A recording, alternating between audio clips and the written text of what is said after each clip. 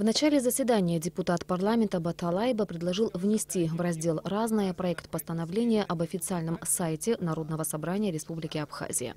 Одобрив повестку дня, народные избранники перешли к обсуждению вопросов. Проект закона о внесении изменений в некоторые законодательные акты Абхазии в части регулирования внешнеэкономической деятельности представил постоянный представитель президента в парламенте Дмитрий Шамба. Изменения касаются закона о лицензировании некоторых видов деятельности, а также таможенного законодательства. Предлагается весь комплекс правовых актов, связанный с лицензированием внешнеэкономической деятельности, сосредоточить, как и было ранее, в законе о ставках таможенных пошлин.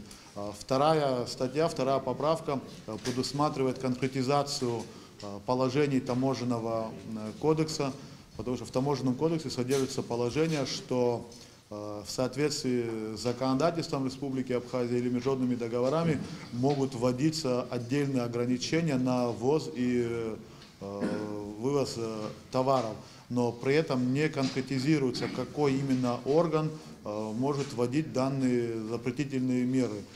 Предлагается, чтобы данным должностным лицом был президент Республики Абхазия, и по его решению, если иное не установлено законом или международным договором Республики Абхазия.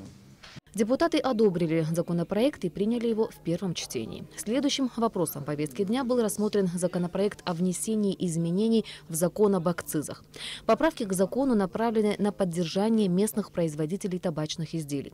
Предлагается снизить акцизную ставку на табачные изделия для производителей с 20 до 10%, а ставку на импортируемые табачные изделия повысить на 5%. Мы все-таки не смогли в стране сделать таким образом, чтобы производство табака, увеличить. И поэтому получилась немножко такая ситуация, что те теперь, которые хотят выпускать сигареты, у них условия хуже, чем для тех, которые будут возить.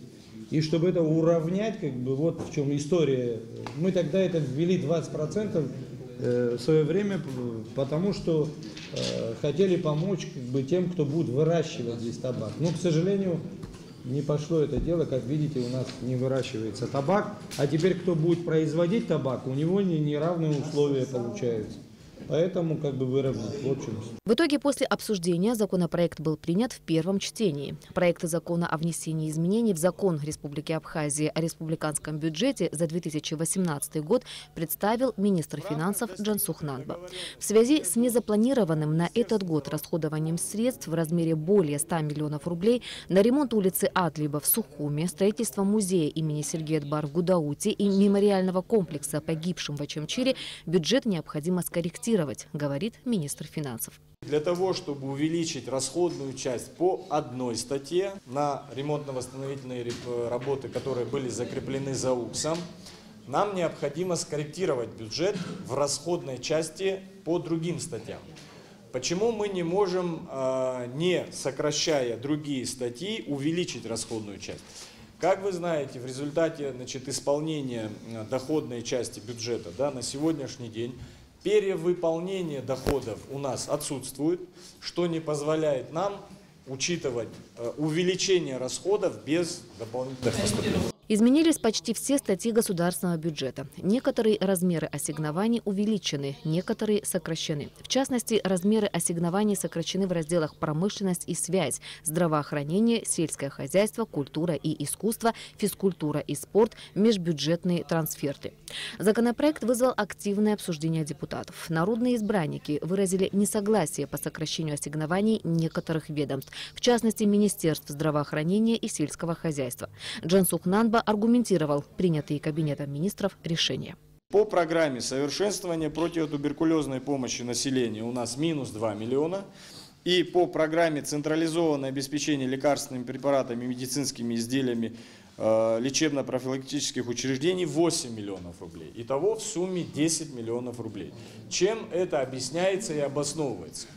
В рамках достигнутых договоренностей между Министерством здравоохранения и представителями Российской Федерации есть принятые решения о предоставлении крупнейшей фармацевтической компании «Эрфарм» медицинских препаратов на сумму более 20 миллионов рублей в этом году. Эти препараты будут поставлены на следующих условиях. 10 миллионов медицинских препаратов будет поставлено на условиях рассрочки в 6 месяцев.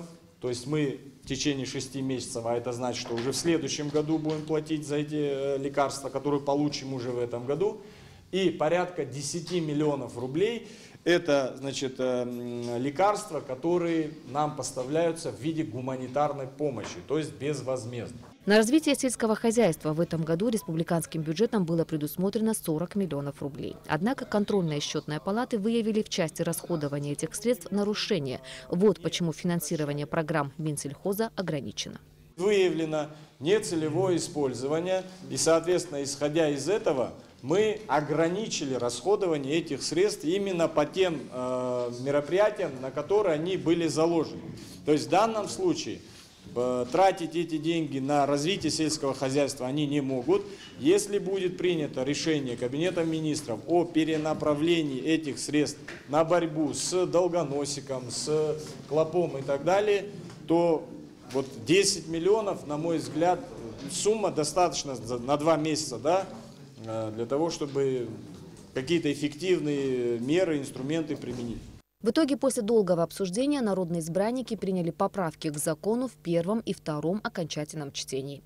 Во втором и третьем окончательном чтении также принят проект закона об исполнении бюджета фонда репатриации за 2017 год. Основные направления единой государственной денежно-кредитной политики на 2019 год представил председатель Национального банка Абхазии Беслан Барателия. Кредитный портфель Национального банка уменьшается. И, по словам Беслана Барателия, такая тенденция сохранится и в 2019 году. Что касается других направлений, то на данный момент банк активно работает над совершенствованием платежной системы, и, возможно, уже до конца текущего года на территории Абхазии начнут работать российские карты МИР. И после этого начнется процесс реализации возможности использования карт АПРА на территории России. Кроме того, в течение 2 лет должна завершиться интеграция системы АПРА с системой денежных переводов «Контакт». Данное постановление, а также смету расходов на содержание Национального банка на 2019 год депутаты приняли единогласно. Кроме того, решением народных избранников для проведения внешнего аудита главного банка страны будет привлечена аудиторская компания «Интерком Аудит». Последним вопросом повестки дня стало обсуждение постановления об официальном сайте Народного собрания парламента Республики Абхазия. Согласно постановлению, предлагается присвоить сайту Народного собрания статус официального и обеспечить технические возможности для организации прямых видеотрансляций с заседаний сессий парламента. Мнения здесь разделились. Правда, большинство народных избранников высказалось за такое решение. Не думаю, что парламенты других стран самые глупые собрания, та же Госдума и даже периферические локальные парламенты Российской Федерации давным-давно они обязаны этим по закону правом пользуются донесения информации до наших граждан. Он нас дисциплинирует, прямой эфир, и заставить следить за своими словами, когда за твоим выступлением следит большая часть людей, чем 35 человек плюс журналисты. В итоге, после активного обсуждения большинством голосов данное постановление было принято. Ирина Аршба, Томас Чекувани, Руслан Лавров, Абхазское телевидение.